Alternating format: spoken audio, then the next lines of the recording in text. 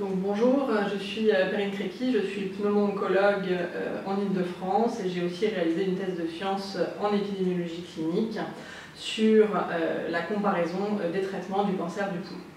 Qu'est-ce que le cancer du poumon? Donc, le cancer du poumon ou cancer bronchopulmonaire ou cancer bronchique, c'est une maladie qui se développe à partir d'une cellule bronchique normale qui va acquérir des pouvoirs en quelque sorte magiques qui vont lui permettre finalement de se multiplier de façon complètement anarchique et désordonnée. Elles vont acquérir la capacité de ne plus mourir et de survivre. Elles vont ainsi créer une lésion tumorale au sein du poumon. Et enfin, ces cellules tumorales vont avoir la capacité de migrer par les vaisseaux sanguins ou les vaisseaux lymphatiques vers d'autres organes et créer ainsi ce qu'on appelle des métastases.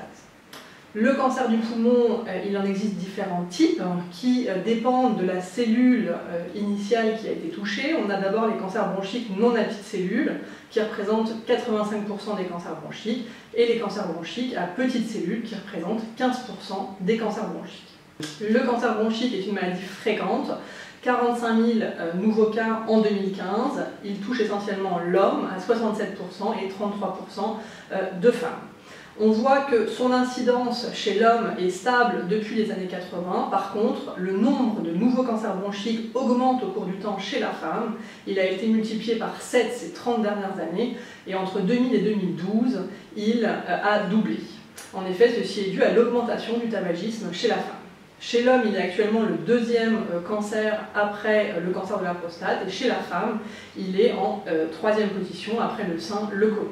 Par contre, en termes de mortalité, il est au premier rang chez l'homme et au deuxième rang chez la femme. C'est pourquoi c'est une maladie fréquente et importante. Première partie de ce séminaire, les facteurs de risque.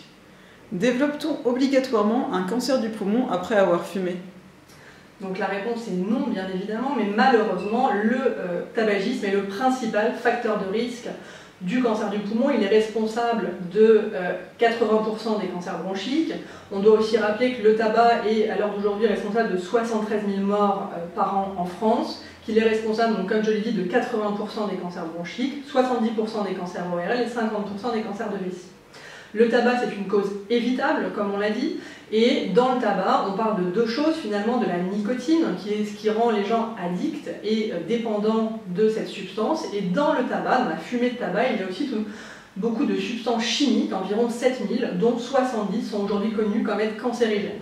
On a le goudron, l'arsenic, et d'autres encore, et c'est en fait cette exposition qui va favoriser le développement d'un cancer au niveau des cellules bronchiques, comme on l'a précédemment expliqué. Et ce risque, finalement, va augmenter en fonction de la quantité fumée et du temps pendant lequel on va fumer. Un fumeur aura 20 fois plus de risque de développer un cancer bronchique qu'un non-fumeur. Et s'il est plus grave de fumer longtemps, finalement, que de fumer beaucoup. On voit que lorsqu'on double la quantité de tabac fumé par jour, on multiplie le risque par 2. Alors que si on double la durée pendant laquelle on fume, on multiplie le risque par 20.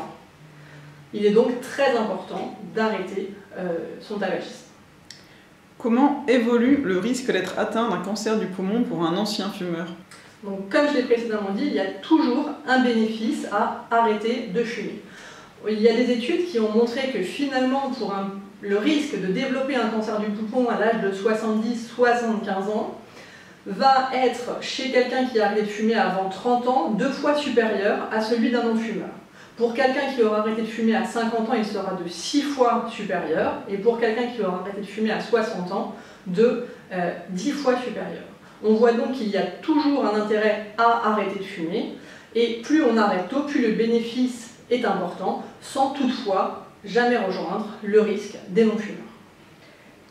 Quels autres facteurs peuvent provoquer le cancer du poumon? Donc, il y a à l'heure actuelle plusieurs facteurs identifiés. On peut d'abord parler de celui qui fait un petit peu peur, qu'on appelle le tabagisme passif, qui est finalement le fait d'être exposé au tabac des autres. On a finalement quelques données à l'heure actuelle. Toutefois, ce cas est minime, il ne représente que 150 cas sur les 43 000 cas, et il est responsable de 25% des cancers chez les non-fumeurs. On a ensuite les autres facteurs de risque, dont il faut dire un mot, qui est le cannabis. Et fumer du cannabis augmente encore plus le risque de cancer bronchique. C'est une notion qu'on connaît actuellement. Enfin, il y a tous les risques professionnels, au premier rang desquels on connaît bien l'amiante ou alors l'exposition à la silice. En cas d'amiante, il faut aussi rappeler que le risque est majoré chez les patients fumeurs. Un fumeur qui sera exposé à l'amiante aura un risque augmenté de 50 versus un non-fumeur qui aura un risque multiplié par 5. Il y a les expositions à la pollution intérieure, je pense notamment dans les pays en voie de développement aux fumées de feux de bois, de combustion, chez les femmes qui font la cuisine avec du feu de bois et qui sont exposées aux inhalations de fumée des aliments, de fumée de cuisson. Et on a aussi la pollution extérieure avec l'exposition aux gaz d'échappement des moteurs diesel. Au bout de combien d'années d'exposition au tabagisme passif, le risque de survenue d'un cancer augmente-t-il pour un non-fumeur? Donc il est difficile de répondre à cette question. Ce que je vous disais, c'est qu'on voit à l'heure actuelle, quand on a le conjoint d'un fumeur, on voit que chez lui, le risque de développer un cancer du poumon va être de 30% supérieur aux autres. Le cancer du poumon est-il en augmentation chez les non-fumeurs? Donc oui, on assiste actuellement à une augmentation du cancer du poumon chez les non-fumeurs. On en a même créé une entité spécifique. On est passé de 7,2% en 2000 à 11% actuellement. Ça représente 15 à 20% des cancers bronchiques à l'heure actuelle. Ça touche une population particulière qui est essentiellement des femmes jeunes avec des adénocarcinomes, qui est un certain type de cancer du poumon, qui appartiennent à la famille des cancers bronchiques non à petites cellules. Et on s'est aperçu que ces cancers du poumon avaient des caractéristiques très différentes que les cancers habituels que l'on retrouvait chez les patients fumeurs. Comment peut-on éviter le cancer du poumon? Alors, comme on l'a dit, le principal risque évitable de cancer du poumon demeure le tabac. Et donc, éviter de fumer, éviter de consommer du cannabis et après, veiller aux expositions professionnelles et environnementales. Une alimentation équilibrée et une vie active physiquement sont-elles des facteurs d'évitement? Alors oui, il est toujours... Alors oui et non. Je vais dire, avoir une qualité de vie et une condition de vie optimale permet, si vous faites du sport, vous fumerez moins et du coup vous aurez une meilleure hygiène de vie qui ira de pair avec une diminution globale du risque de l'ensemble des cancers. Seconde partie du séminaire concernant le diagnostic. Quels sont les premiers symptômes d'un cancer du poumon? Donc, le cancer du poumon est une maladie insidieuse qu'il est difficile de diagnostiquer. En effet, ce n'est pas une maladie que l'on voit, ce n'est pas comme un bouton sur la peau ou une fracture. C'est quelque chose qui se développe à l'intérieur du thorax et qu'il est donc difficile de mettre en évidence. De façon identique, les symptômes qui vont être présentés en cas de cancer du poumon ne vont finalement pas différer des symptômes quotidiens de la majorité des patients fumeurs. C'est-à-dire que ça va être une toux, un léger essoufflement, une difficulté à respirer, et finalement c'est plutôt la modification de ces symptômes chez un patient qui va attirer l'attention. Donc ce sera une majoration de la toux, une difficulté à respirer, ça peut être des douleurs au niveau du thorax, ça peut être l'apparition de sang au niveau des crachats, au niveau des expectorations, ça peut être ensuite un gonflement au niveau du visage, ou alors une modification de la voix, avec un changement du ton de la voix au cours du temps, qui peut manifester d'une atteinte des nerfs au niveau du médiastin. Ensuite, ça peut être des signes beaucoup plus généraux, ça peut être une altération de l'état général, avec une perte de poids, une grande fatigue et une anorexie, c'est-à-dire l'absence de sensation d'avoir envie de manger. C'est donc globalement une grande fatigue et altération de l'état général. Enfin, ça peut être des signes qui manifestent une atteinte plus lointaine, comme par exemple une douleur osseuse. Quels sont les signes avant-coureurs? Donc, comme je le disais, il n'existe pas réellement de signes avant-coureurs et c'est toute la difficulté finalement du diagnostic du cancer du poumon. Pourquoi le cancer du poumon est-il aussi difficile à détecter? Donc c'est un petit peu la même chose, c'est-à-dire que, comme je vous l'ai dit, ce sont des signes qui ne sont pas spécifiques de la maladie, qui sont fréquents chez la plupart des fumeurs, et c'est la modification de ces signes qui doit alerter, attirer, et finalement on ne va pas le voir, il va falloir investiguer, faire des examens complémentaires pour obtenir le diagnostic du cancer du poumon. Quelles analyses ou examens conduisent au diagnostic? Alors, comment va-t-on diagnostiquer un cancer du poumon? Tout d'abord, il va falloir le suspecter, on va avoir des signes cliniques qui vont nous orienter vers la possibilité de ce diagnostic. Et ensuite, comme j'ai dit, comme il ne se voit pas, on va recourir à une imagerie. Cette imagerie sera soit dans un premier cas une radiographie du poumon, et souvent on aura recours à un scanner thoracique qui permet d'avoir une imagerie de tout le thorax et de repérer éventuellement des lésions anormales. On fera ensuite souvent associer un scanner abdominal et un scanner cérébral de façon à voir exactement où est la maladie. Une fois qu'on aura détecté une anomalie au niveau du thorax, il faudra ensuite être sûr qu'il s'agit bien d'un cancer du poumon.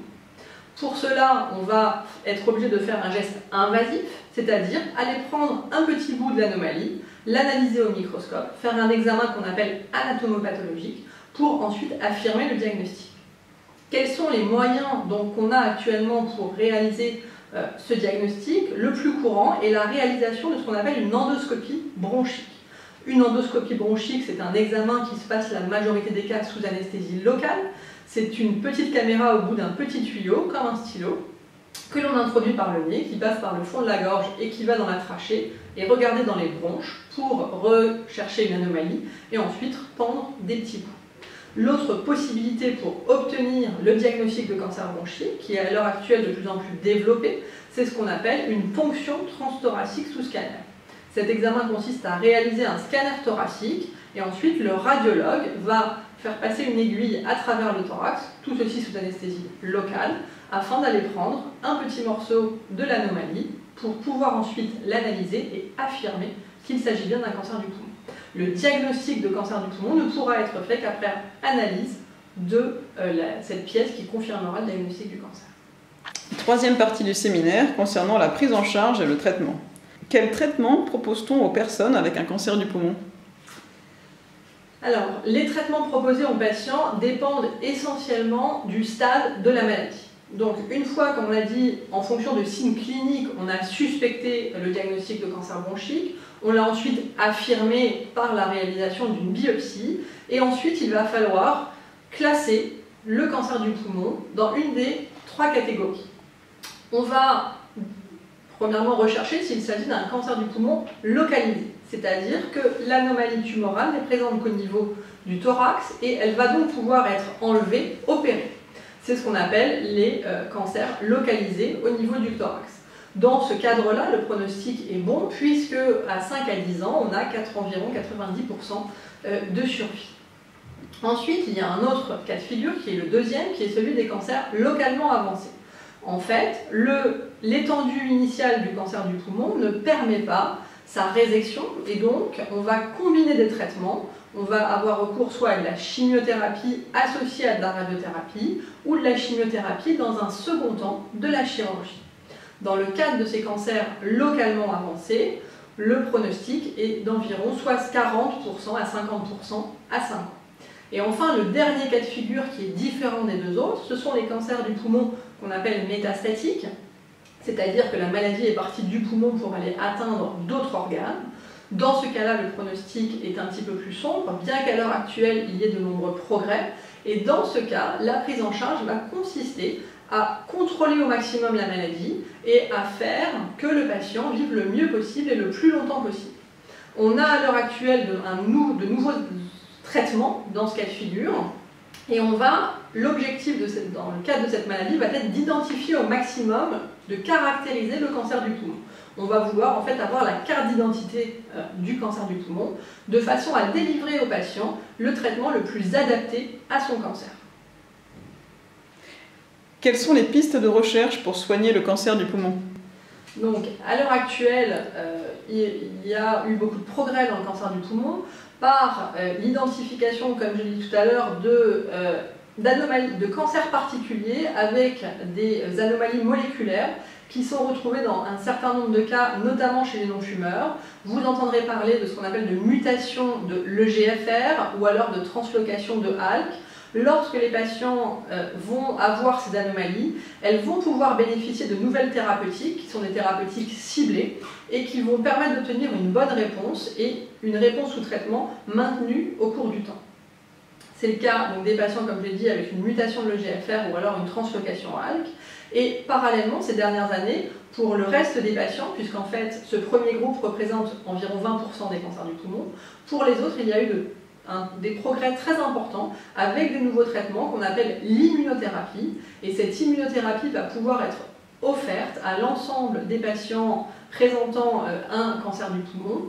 Et à l'heure actuelle, on a des taux de réponse de l'ordre de 40 à 50%, mais avec, pour ces patients qui vont répondre, une durée de traitement très longue et une augmentation finalement de la survie grâce à ces traitements. Et ceci, c'est vraiment un grand progrès ces dernières années.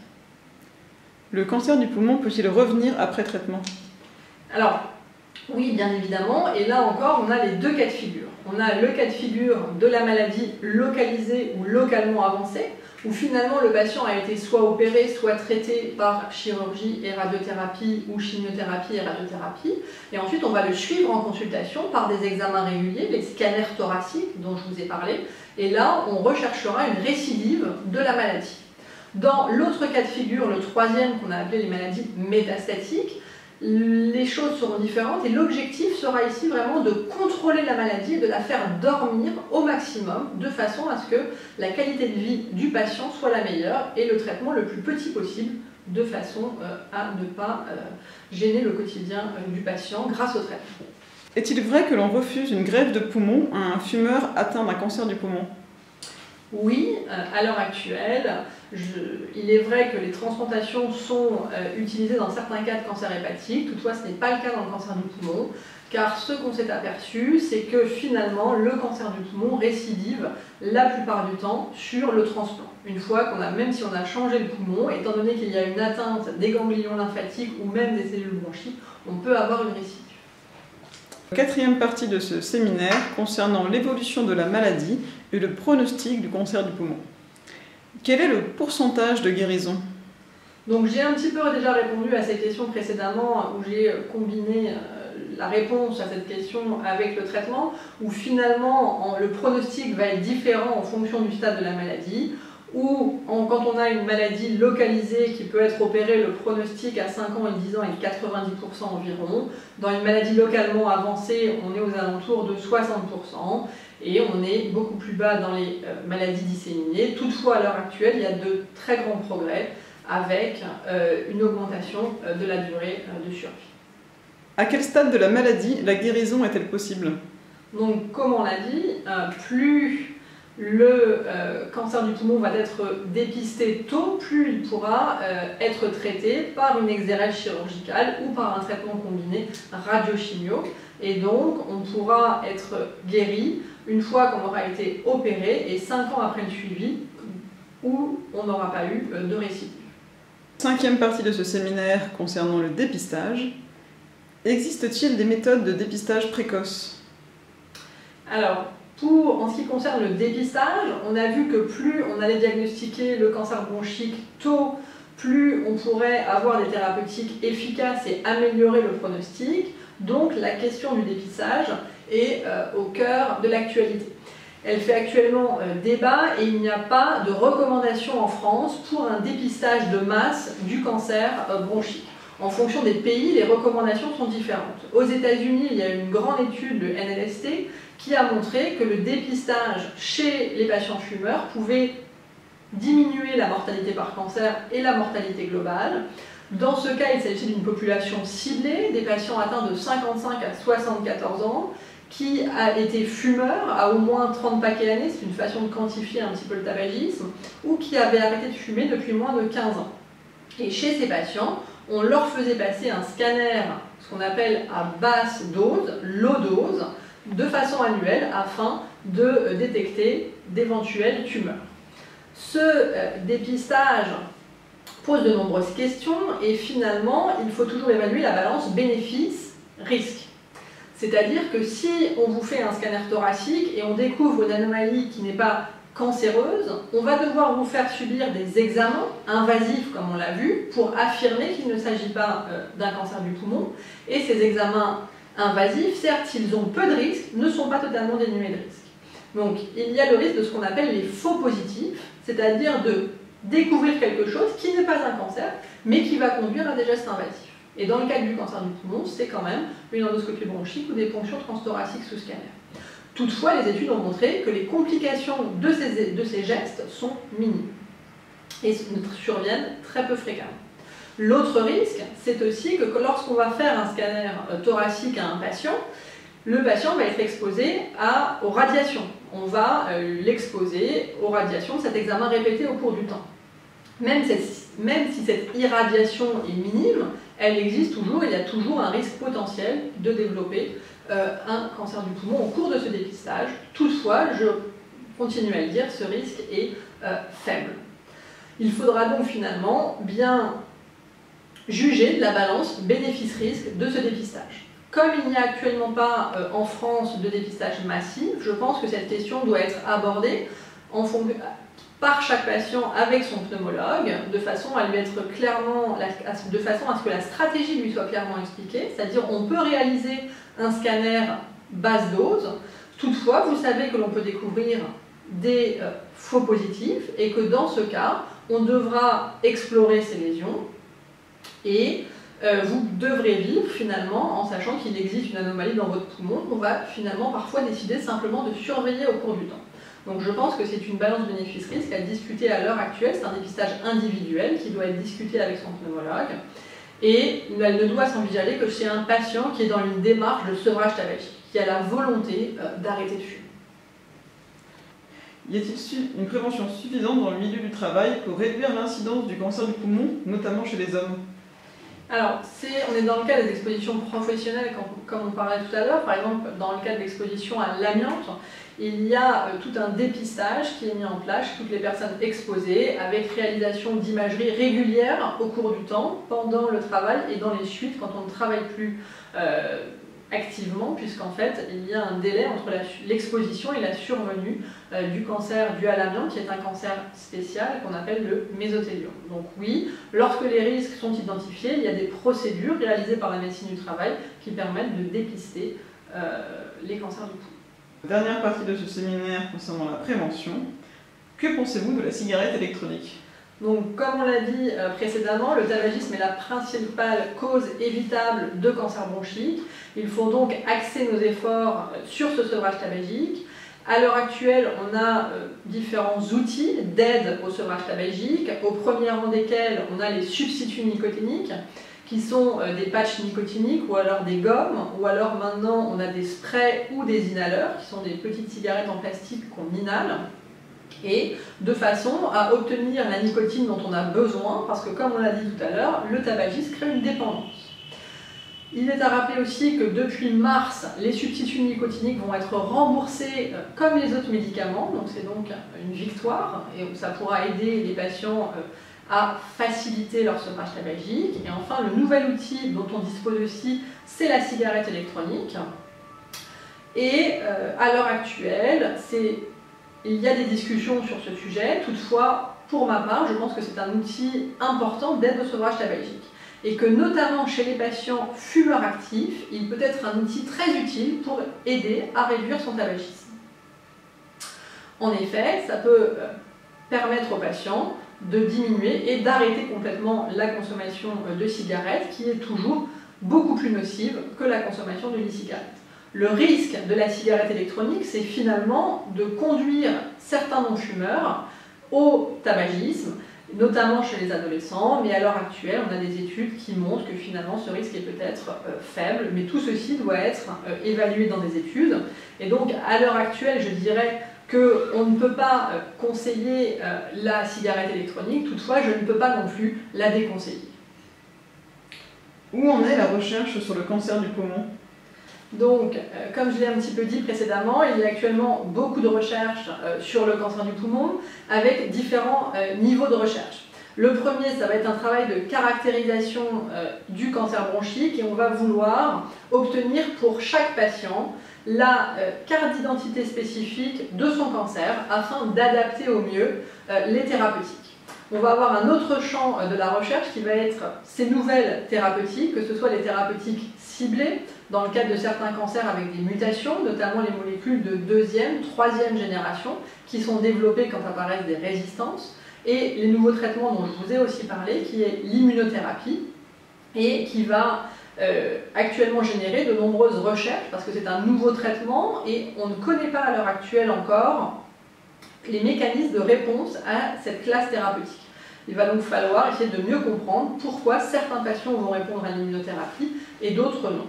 Enfin, l'autre axe de la recherche va être autour du patient, autour de la qualité de vie des patients, autour de la vie avec un cancer du poumon. Et les données qu'on a à l'heure actuelle proviennent essentiellement des grands essais cliniques qui sont réalisés au niveau international, mais on manque finalement de données sur la vie des patients avec un cancer du poumon au quotidien, le vécu de ces patients, qui pourraient nous être délivrés à l'aide de cohortes de patients, et ainsi mieux connaître et mieux comprendre le vécu des patients au quotidien pourrait nous permettre de mieux les soigner. Quel est l'intérêt de créer une cohorte cancer du poumon? Alors, comme je l'ai dit, à l'heure actuelle, il y a de plus en plus de recherches sur le cancer du poumon, que ce soit au niveau des traitements, mais il y a un axe qui sera aussi important d'évaluer, c'est-à-dire c'est le quotidien, le vécu du patient, c'est-à-dire de mieux connaître le patient afin de mieux le traiter, et ceci peut être permis par la création d'une cohorte de patients atteints de cancer bronchique de façon à mieux connaître et à augmenter la relation médecin-malade au cours de la maladie pulmonaire et notamment des traitements dans le cadre du cancer du poumon. Rejoignez Compare et, ensemble, faisons avancer la recherche sur les maladies chroniques.